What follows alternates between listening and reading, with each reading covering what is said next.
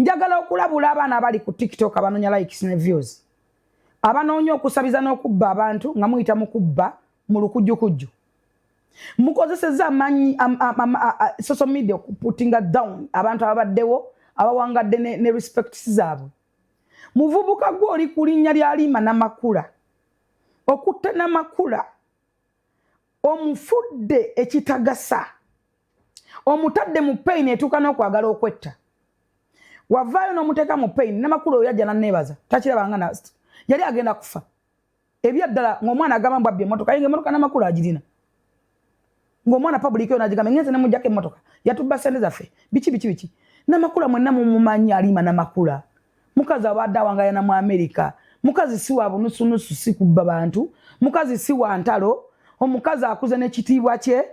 Omwana alinyirije. Byatayomba nga alina emyaka ayibire ebimbeewo. Kati ovuddeyo oyambazza omukazi ekintu ky'obulogo. Naye ng'ensi yonna ekulaba oli mulwadde obulwadde obuyitirivu obuli mu bantu. Maybe nga nabo wakutte make-up ne weesiga dots ezo. Eza ki? Mpox. Kubanga ku bukujjukujju bwo n'obuferefere bw'oyina n'obubbi bw'oferera mu bantu. Oteekwa kuba wakutte make-up ne weesiga mpox oyo. Nze nga bwe nkumanyi. Naye mukutte talk egenze ku TV ama radio buli wamu buli YouTuber kati jakola Halima Namakula mulogo. Omanya kintu kyoyambaza omukazi. Ku myaka egyo omukazi we bw'afa kugenda kugamba ki Katonda. Okuteelaga n'obukakafu era olumiriza era ogamba mbu yankubidde essimu. Can you imagine? Ozo faking a life. Ngo faking ne munno oyo w'eddagala ly'ensansa. Era nze mwakikoze nga nkimanyi kati mwagala kulimba abasawo baganda kubanga ennaku zino abadde yeesiba ku Ssaalongola Duzita ayagala kukola masabo.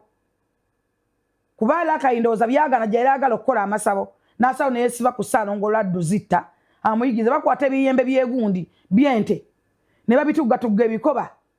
Naye mmwe muliko myaddi okutambulira mu bulamu bwa sympathy mu bulamu bw'okufekinga life n'okubba abantu. Wasooka kulumba kiwawa n'omwambala n'omukuba. Mbu yakubba ssente n'oswaza kiweewa. Jemba n'agamba n'akutereka. N'olumba ono muwala gwe bayita Jaliya Waluda eyakusindika ssente empitivu n'omuswaza. Ozza okolakola ebintu abantu abakwata n'obasibako omulalu abantu ne bakkiriza. Ne basonda ssente mu bulimba mu bukujjukujju mu bufere bwonna ne basonda ssente empya n'enkadde.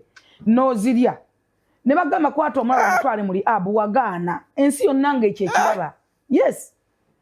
Ensi yonna ng'ekiraba. Kugamba mwana mulenzi weddeko. Omuwala mulwadde ensi yonna ekimanyi nti mulwadde wa AIDS. Omukimanyi nti omuwala mulalu totally mad. Eyetaaga okugenda ebutabika. A mad person. Wagaana omutwala ebutabika n'omufererako ssente empya n'enkadde. Mama Fina nyini gw'oli mu kwogerako essaawa za leero. Mwamuggyako ssente nti mugula poloti ensi yonna abalabazi bawera mu kamera. Essaawa ya leero mumwekokkola mwogera ku Mama Fina. Mama Fina nkulabula. Oli mama wange gwe nasigaza ku nsi kuno. Mama Fina lekera awo okugaba ssente n'okuyamba. Oyina abaana abo basomera Germany. Fokasinga ku baana bo n'abazzukulu baffe. Fina ayina abaana, nina abaana. Lozette ayina abaana. Owulidde ebyempalana gye biraga. Mama Fina va ku bantu b'okola tebakuyambye tebakusiimye wumulako tewali alikunenya. Bamala okubayamba ne mubayogera. Mama Fina tokyanoonya linnya, tokyanoonya simpase, tokyanoonya buganzi tewali akuwawula. Mama Fina nja kutuuka ekiseera nga nkwambala bwambazi wenkusanze ngo kabasende nziyolewo nkwambale. Okay. Nateeka ensonyi wabbali. Va ku bantu Mama Fina. Enough is enough. Download the Salt Media app from the Google Play Store and the Apple App Store.